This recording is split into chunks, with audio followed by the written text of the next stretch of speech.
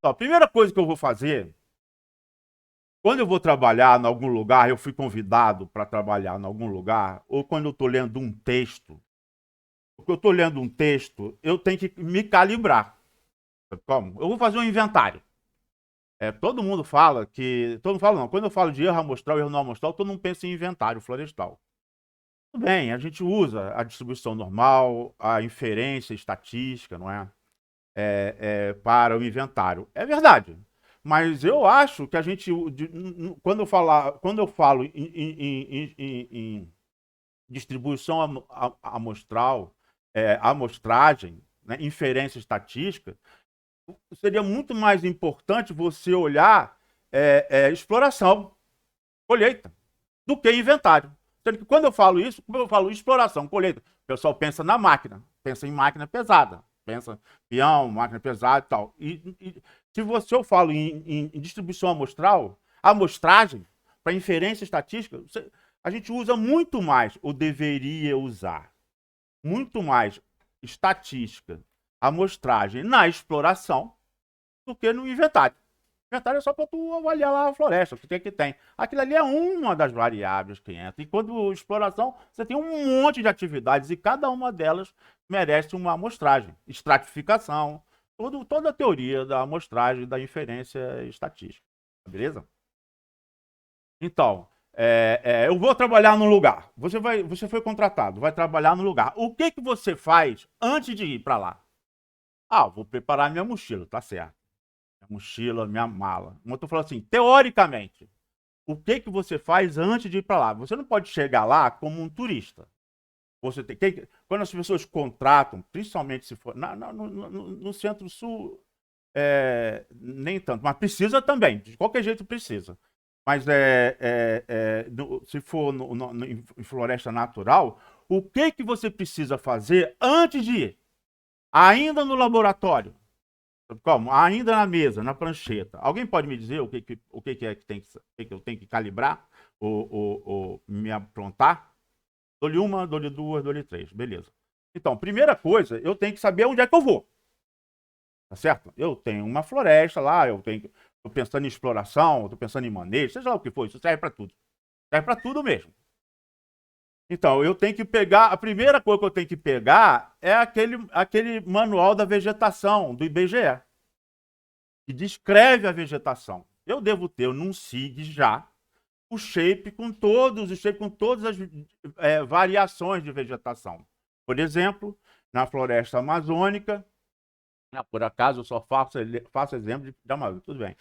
Mas você tem floresta densa e floresta aberta.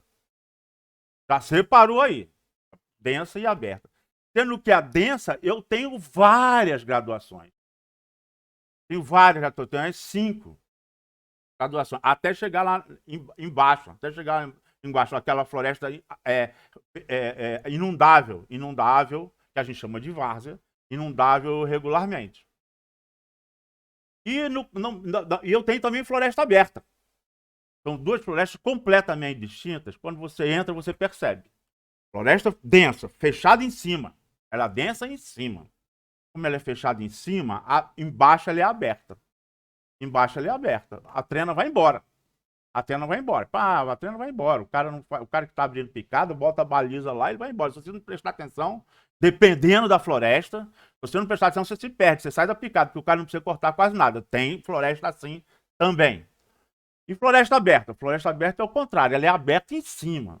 Mas aí embaixo ela é super densa. É ruim de andar. É ruim de andar. A picada já não. Aí tem as faces, né? Que o pessoal chama, não é? Taboca, às vezes é taboca, é o que predomina aí embaixo, não é? Também tem várias graduações, mas embaixo, no subbosque, vamos dizer assim, eu tenho taboca, às vezes é domínio de taboca, no caso do Acre, Rondônia, né? Às vezes cipó, no caso do Pará, tem lugar do Pará que você não consegue nem andar, é cipoal mesmo. Ou é palmeira, ou sororoca, banana sororoca. O pessoal chama sororoca, é tipo uma bananeira, sororoca, assim. Então, essas 4 faces estão registradas lá. O que eu estou querendo dizer? Quando eu vou para um lugar, eu não posso chegar no lugar, que floresta é essa aqui? Pega mal. Vai. A gente justamente contratou um engenheiro para vir aqui. Então não é você não, acho que ele deve estar chegando aí no aeroporto. Será que ele já embarcou, desembarcou? Você tem que ler sobre o lugar que você vai chegar. Você não pode chegar de gaiato.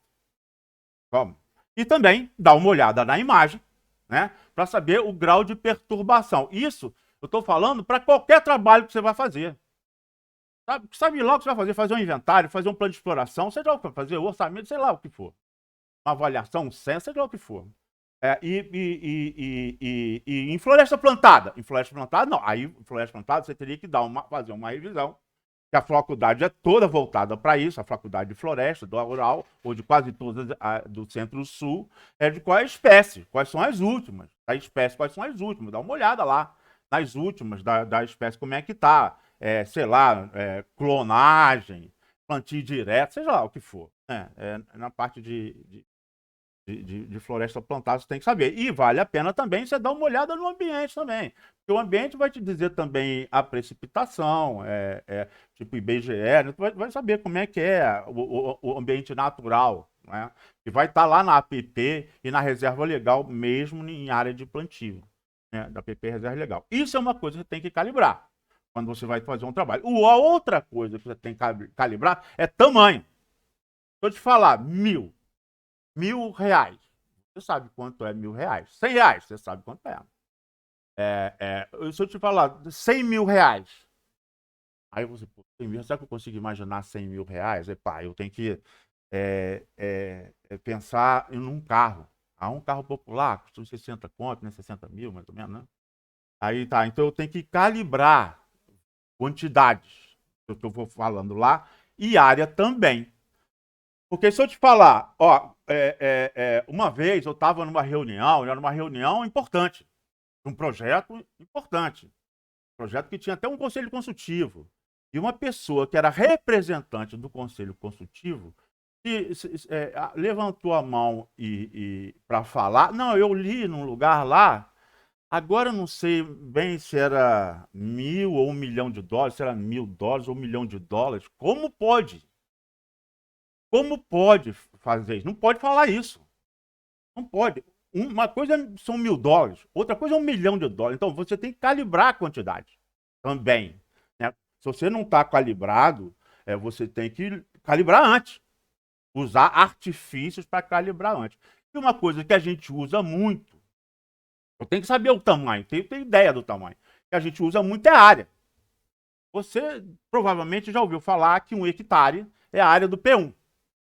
Olha só o que eu estou falando. Justamente porque eu vou gravar, eu posso me estender mais. Então vai ser um problema seu para tu pular essas partes, se você não quiser, não é? Então, mas até as 3 a gente fica junto, depois eu continuo. Se você quiser continuar, estamos juntos. Aí daí, a partir da semana que vem, não. A gente vai começar a discutir na prática, para depois, os exercícios, para depois entrar na teoria. E aí então, aí daí, eu quero, a gente, 1 hectare, você já deve ter ouvido falar, 1 hectare é a área do P1. É isso aqui, ó, tá aqui, o P1 aqui, ó. Só que quando você fala 1 hectare e área do P1, eu fui mostrar justamente para calibragem, eu pensava que 1 hectare era o jardim do P1. Não é, não. O hectare pega aqui na cumieira do prédio. Aqui tem 100 metros por 100 metros. Na cumieira, no divisor de água, lá das águas, lá do telhado. Aí tem 1 hectare. E todo mundo, quando fala 1 hectare, 2 hectares, 3 hectares, né, fala, isso. Só que a gente não lida com isso. A gente não lida com isso. Nem na clareira. Nem na clareira. Hectare, quer dizer, 1 hectare. Nada é 1 hectare. 1 hectare é 100 metros por 100 metros. 2 treinados de 50 metros para um lado, 2 treinados de 50 metros. A gente sempre lida com áreas muito maiores. E a gente tem que ter noção disso. Por isso a calibragem. Tá certo? Esses slides aqui é para você guardar e usar ele futuramente. E se você perder, você vai lá no Google Earth e faz lá os seus quadrados para ter noção da área, né? Se eu falar em 100 hectares, aqui está o P1 aqui, tá certo? E aí eu tenho aqui 100 hectares, nessa linha vermelha aqui, ó.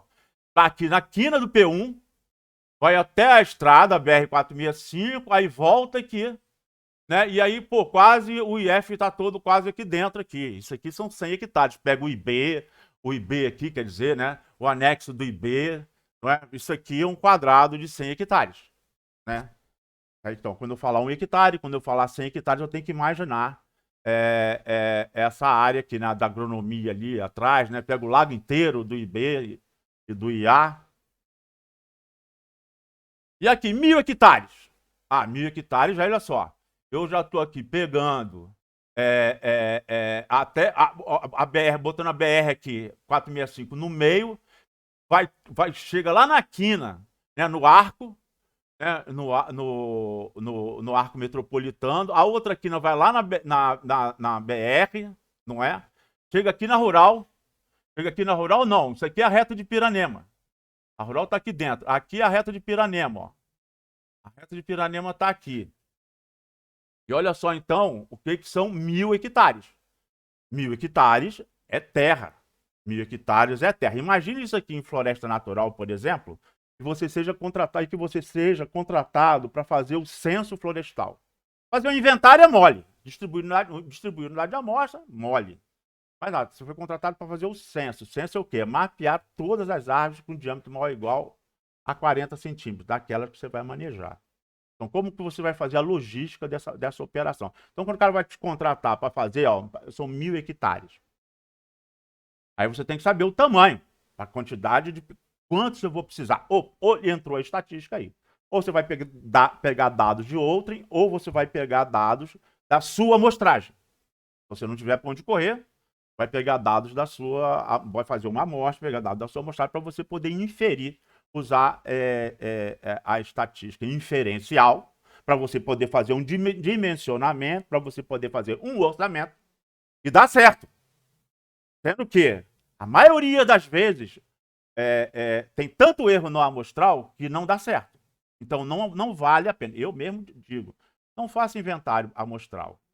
É uma área que você vai manejar, não faça inventário amostral. Você vai errar, cara. O peão vai errar. A não ser que seja um engenheiro florestal mesmo que saiba a importância do erro amostral, do erro não amostral, as inferências, que entenda de onde é que vem o T, aquele T o quê, para saber que tem confiança absoluta. Tem que ter confiança absoluta. Tem que ter confiança absoluta. Aí vale a pena. Pegar uma parcela ínfima, com o devido arredondamento, com respeito aos números significativos e poder inferir com total segurança. Ah, sim. Mas aí é engenheiro florestal mesmo. Sabe o que está fazendo? Mas imagina 1.000 hectares de censo. Estou falando isso, que quando passou a ser obrigatório o censo, o valor obtido no censo, que é o valor verdadeiro, né? Que é censo, mesmo que tenha tido algum erro de medição, não importa, mas ali é super confiável. A média do censo não coube em nenhum inventário por amostragem na Amazônia inteira. Todos eles estavam com erro. Erro de amostragem. Erro não amostral. Erro de amostragem não, erro não amostral. O problema, certo? Mas pensa 1.000 hectares em censo. A logística, né, para você fazer. Aí eu vou te mostrar uma outra área, 10.000 hectares. Olha aqui, ó. Isso aqui é a Ilha do Governador. Tá certo?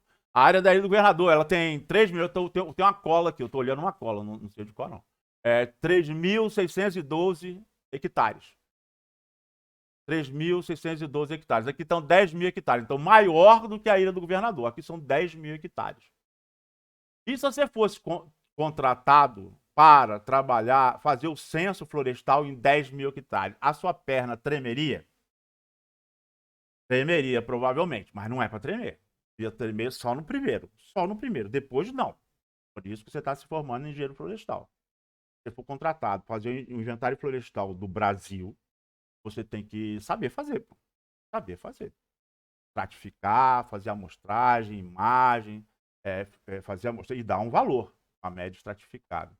Isso fazer o censo florestal em 10.000 hectares. Tem uma empresa, que eu saiba, é a empresa que lida com a maior unidade de produção anual, que é uma área dessa. Ela faz o censo florestal de 10.000 hectares. Faz o censo florestal de 10.000 hectares. Então, quando ela fala assim, eu faço o censo, mas quando ela fala que faz o censo de 10.000 hectares, é só o censo. Porque no ano seguinte você tem que fazer o corte de cipó dessa área.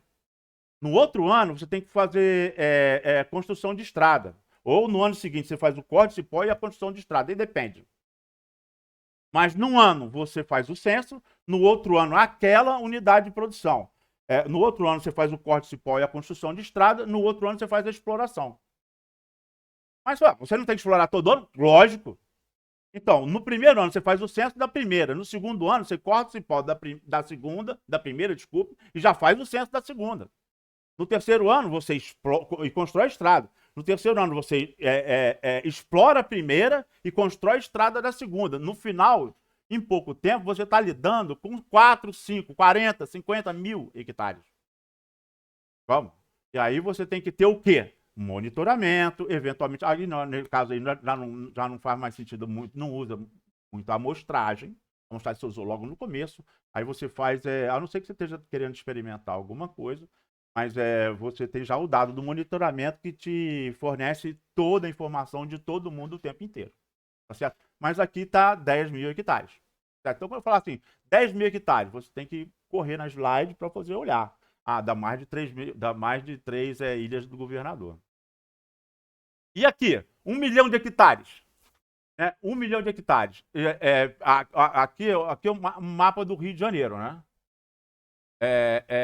O Rio de Janeiro também tem a cola aqui. Eu posso falar 4.369.600 hectares. Ou seja, 1 milhão de hectares é terra. O Rio de Janeiro, o estado do Rio de Janeiro, tem um pouco mais do que 4 vezes isso. Tá certo? Pouco mais do que 4 vezes isso. Agora, se eu te falar que a reserva extrativista Chico Mendes tem 930 mil hectares, 930 mil hectares, quase 1 milhão de hectares, aí você fala, caraca, a reserva extrativista Chico Mendes é enorme. Verdade, agora você sabe mais ou menos o que é 1 milhão de hectares. Aí, não, mas peraí, mas eu quero saber o valor relativo. Quantas famílias tem lá? Aí eu vou te falar, tem mais ou menos 200 famílias, 200 e poucas famílias, 220 famílias. Ou seja, a pessoa que estava lá em Brasília, que deu uma canetada, que ficou olhando o mapa, que no mapa pode ser um quadrado, pode ser pequeno, pode ser grande. Eu acho que a pessoa que chegou lá, que rabiscou mapa lá, fez o projeto, não só a pessoa que fez o projeto, uma pessoa que autorizou, que virou decreto, ninguém tinha noção de área.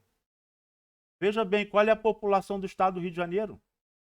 E agora só 1 milhão de hectares para 200 famílias, 200 e poucas famílias, 220 famílias. O que você acha? Vamos, e o resto? Quanto que você tem o direito? Não, eu quero uma parcela também. Opa, eu quero uma área dessa também. Para mim, não é? Pior é isso não. O pior de fazer isso não ter política para tocar isso. Mas é só que muitas vezes você vai ver quem está em Brasília não tem noção de área. Você, como engenheiro florestal, como engenheira florestal, antes de você ir para o lugar, você tem que se calibrar. Tem que se calibrar na vegetação. Não vai chegar lá perguntando, e como é que a floresta aqui é legal? É muito mexido aqui é muito mexido? Não vai fazer isso. E também vai calibrar a questão de área também. Guarda ou então dá uma olhada nos slides lá também. Pega o manual do IBGE, dá uma lida lá. Vamos. É muito melhor do que chegar lá perdido. Beleza? Então, pá, isso aqui é calibragem. Calibramos área. Agora vamos lá. Razão e proporção eu sei. Provavelmente você sabe também. Talvez você saiba todas essas calibragens. A gente só está aqui aprumando, não é? Porque você vai precisar. Por exemplo, isso aqui eu sei. Por exemplo, aqui, eu tenho várias razões aqui. O que é uma razão? É uma fração. Posso expressar na forma de fração. Né? Um numerador e um denominador. Aqui eu tenho 3 razões em cima e eu tenho 4 razões embaixo. Não é? Em cima aqui tá, eu tenho 1 sobre 4. Eu posso expressar essa razão assim, e eu posso executar a razão. Então, 1 sobre 4, 0,25. Ou 1/4. Tá certo? Aqui também. Desculpe, 2 sobre 8. 2 sobre 8, se eu dividir 2 por 8, vou ter 0,25. Ou 1/4. Tá certo? Se eu reduzir aqui, eu vou ter 1/4. Então, essas 3 razões aqui, 12 dividido por 3. 3 dividido por 12. Aí eu vou ter também 0,25. 3 dividido por 12, 0,25. Então, 0,25 é a razão, né, dessas três frações aqui. Né? Então, eu digo que elas são proporcionais, porque o resultado é igual. Certo? O que isso me dá? Aqui tem outra. 10 dividido por 2, 5. 20 dividido por 4, 5. 30 dividido por 6, 5. 40 dividido por 8, 5. Opa, então aqui são proporcionais. Qual é a utilidade disso? E eu faço isso o tempo inteiro. Tem a parte de inferência estatística, a gente vai chegar lá. Mas eu uso a razão e proporção o tempo inteiro. Se eu, no caso, vamos chegar lá, a gente não trabalha com média. Ah lá, é mesmo? É verdade. Você fez um inventário, uma avaliação. Estou antecipando lá na frente, só para valorizar aqui a razão aqui, proporção.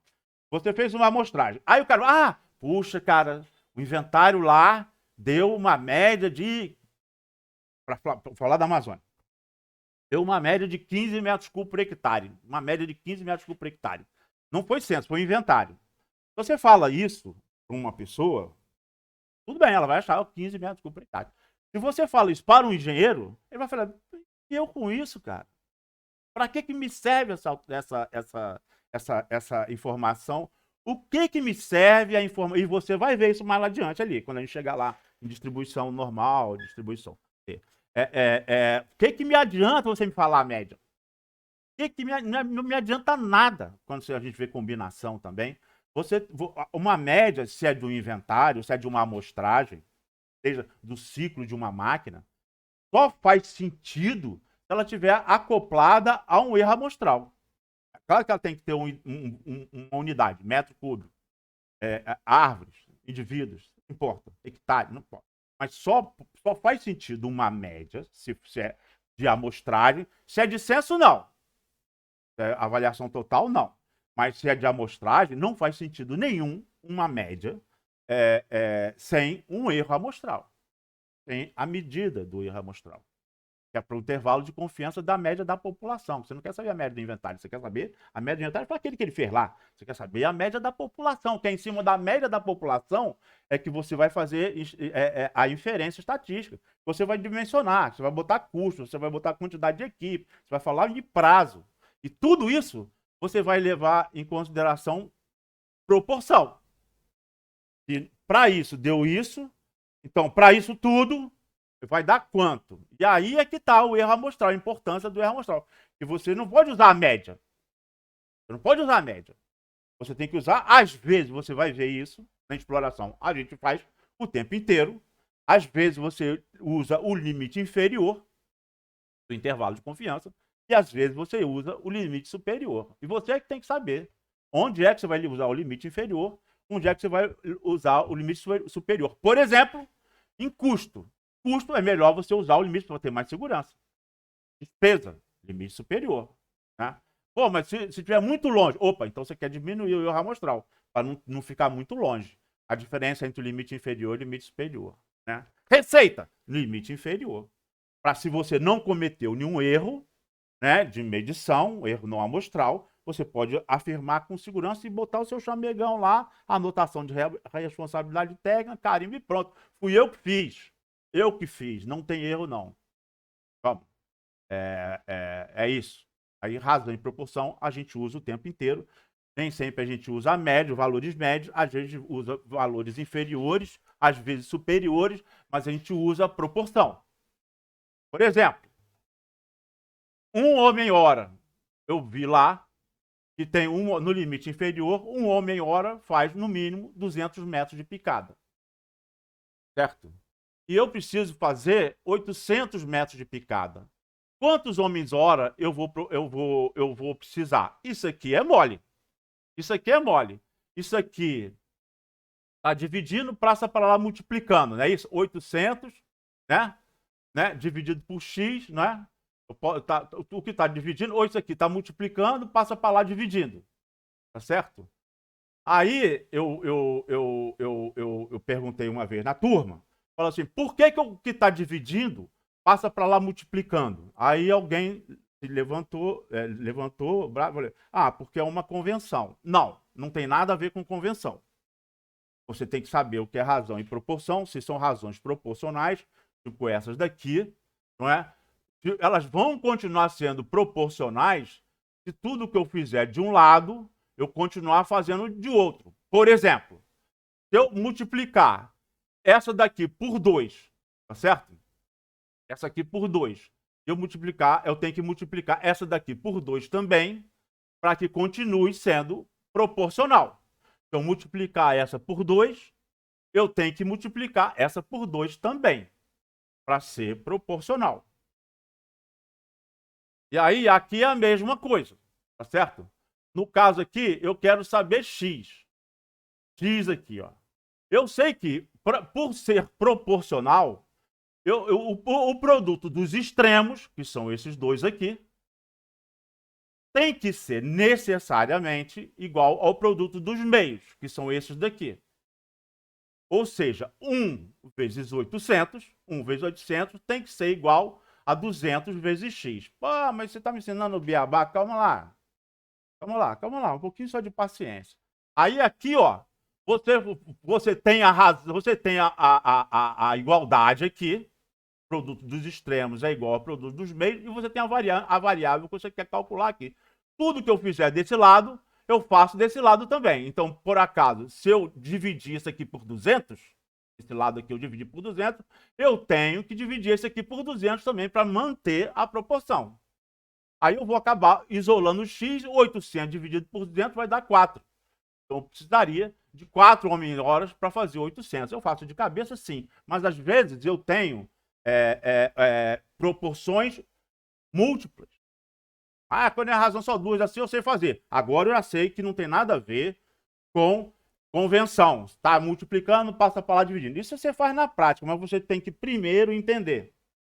Para você saber onde é que está operando e o que, é que você tem que fazer. A única coisa que você tem que fazer para manter a igualdade é o que você faz de um lado, faz do outro. E acaba que, no final das contas, o que está multiplicando passa para lá dividindo mesmo. Mas não é convenção.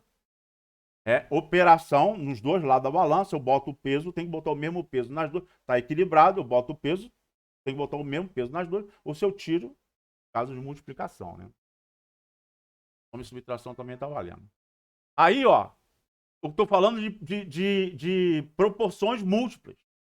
Eu estou botando lá quantidade de equipe em tanto tempo, trabalhando tantas horas por dia, faz tal produto. Eu preciso de uma outra produção que é muito maior, que é a minha safra inteira, a minha colheita inteira.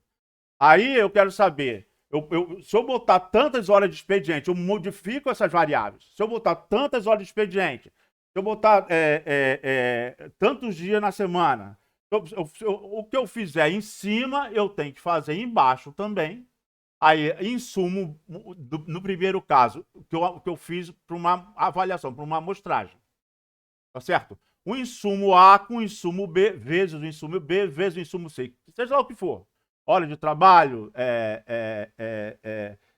sei lá, distância, sei lá.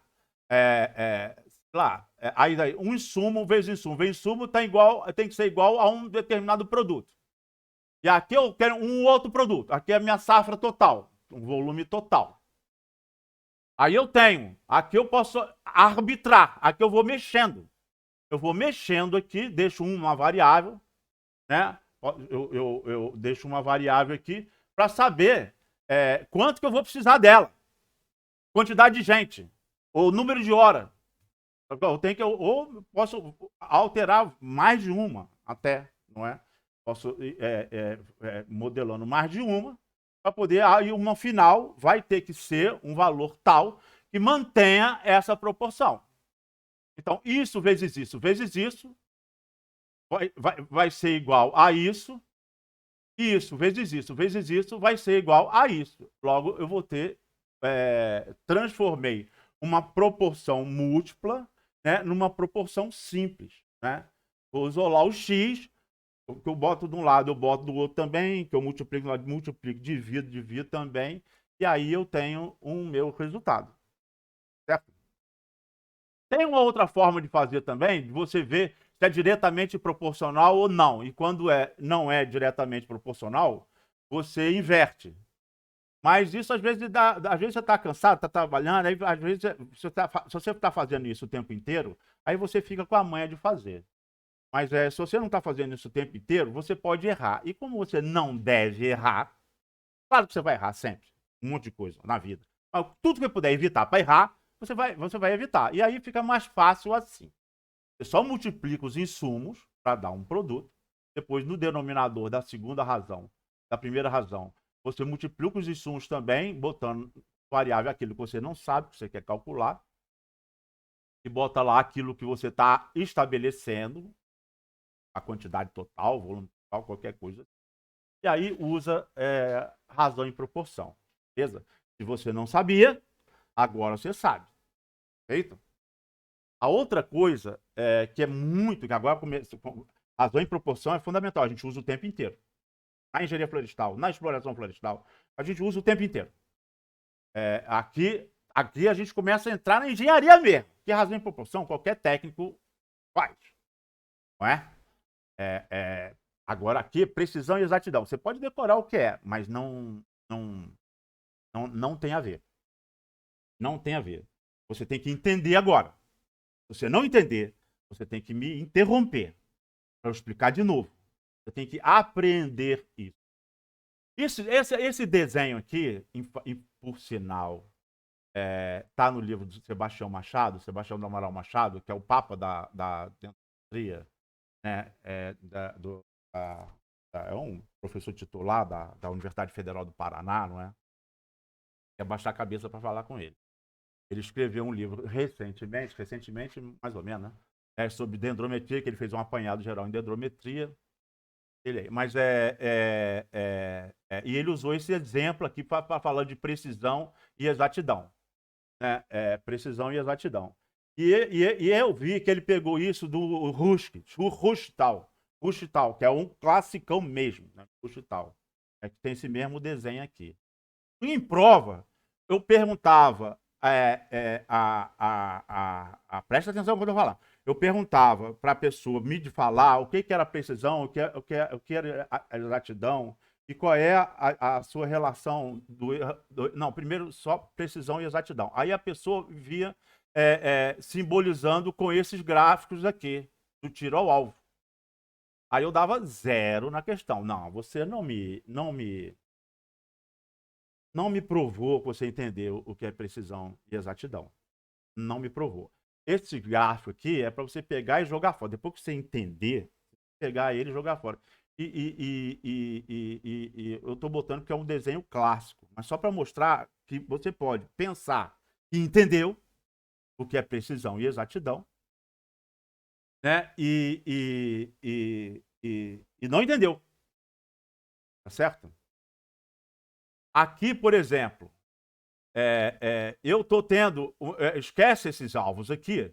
Eu estou querendo fazer uma estimativa. Estou querendo usar a inferência estatística para fazer uma estimativa. Né? Eu faço uma avaliação. Né? Eu faço uma avaliação. Aí, dessa avaliação, eu posso apresentar eu uso a estatística descritiva. Aí eu falo da média, como foi o máximo, o mínimo, quantos tem, tal, como é que foi. Faço o gráfico, estou descrevendo os meus dados. Certo? A estatística descritiva. Para facilitar a vista, né, de quem está olhando. Né? Imagina, você fez, acompanhou uma equipe o dia inteiro fazendo arrasto. O dia inteiro. Não, ficou uma semana. Não, ficou o mês inteiro. Anotando lá. Não se faz isso, não. Mas ficou o mês inteiro anotando lá o arrasto. Aí, como é que foi o arrasto?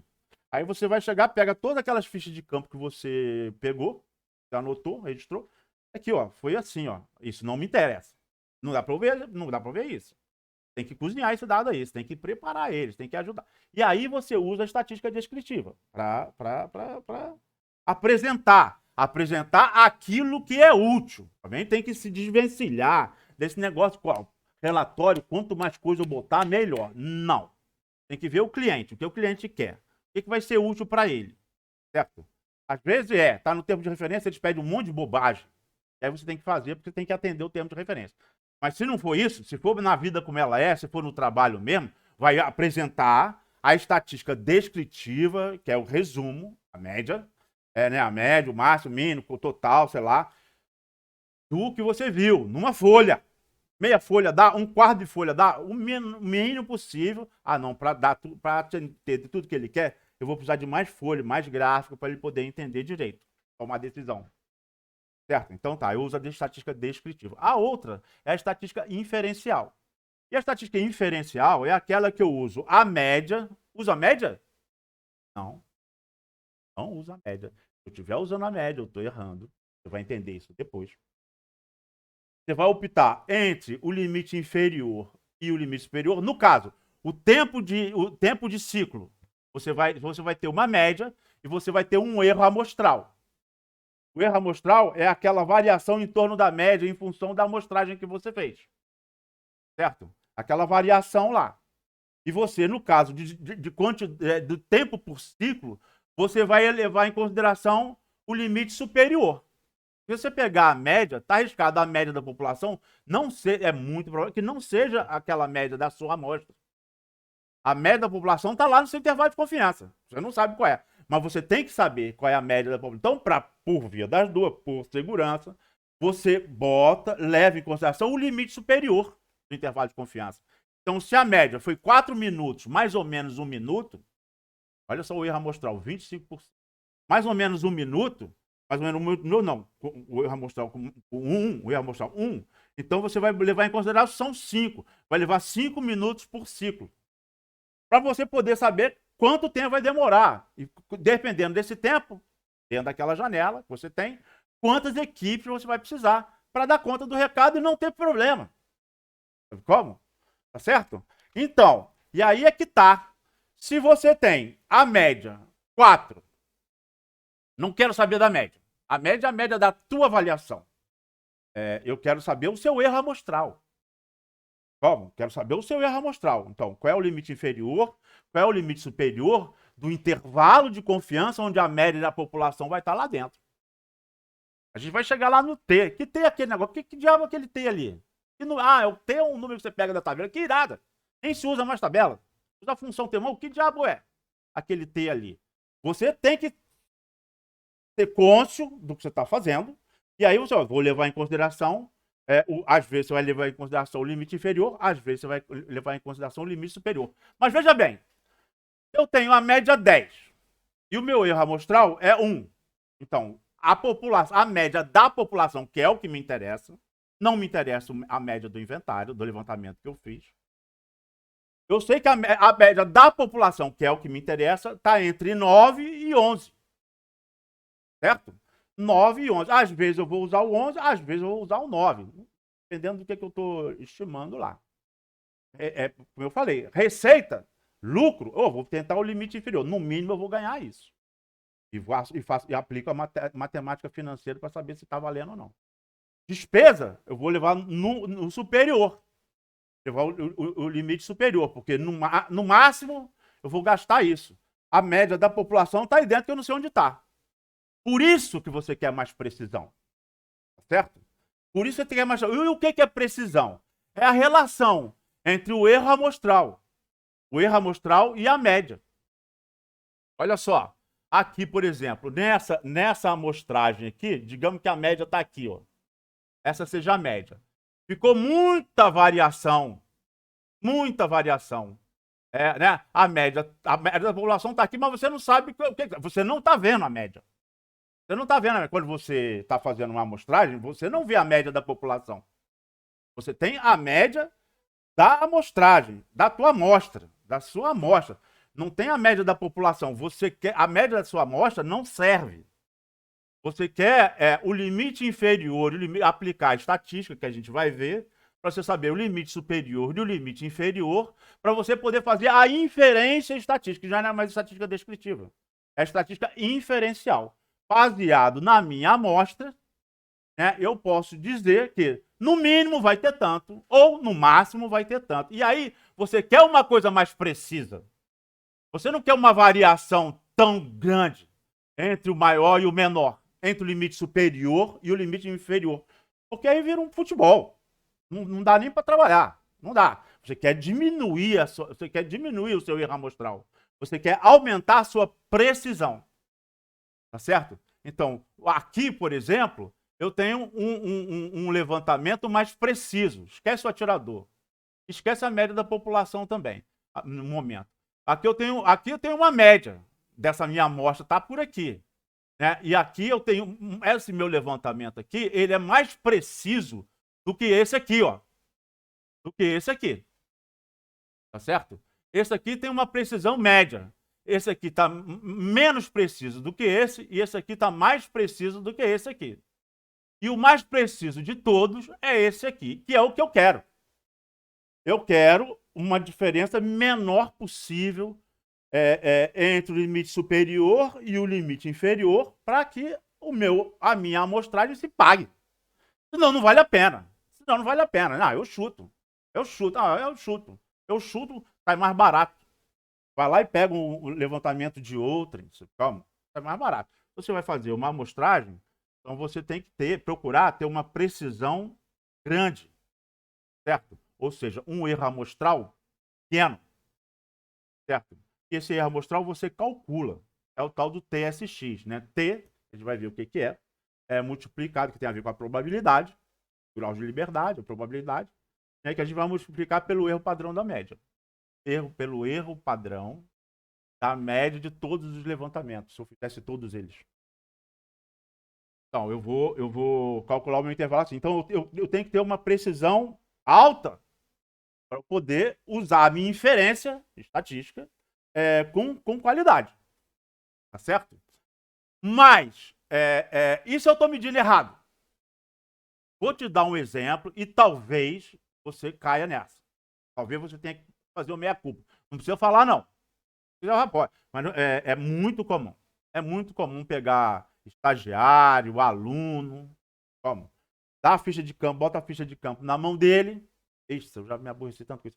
Bota a ficha de campo na mão dele, ele não lê a metodologia. Isso aqui eu já sei que é DAP, altura comercial, tá? Isso aqui eu sei fazer. E aí tá lá o número da árvore, árvore número 1. Aí tá morta. Aí ele bota lá M. Onde tá nome vulgar, ele bota M. Bota M, cara. E ali, naquilo não tá escrito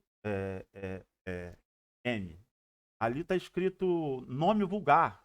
Não existe nome vulgar morta. Morta é estado físico, tá noutra coluna. Tá noutra coluna. Opa!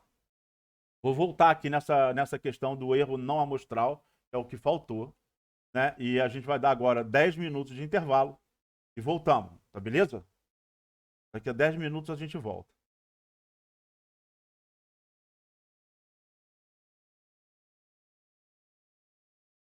Interrompi a gravação aqui.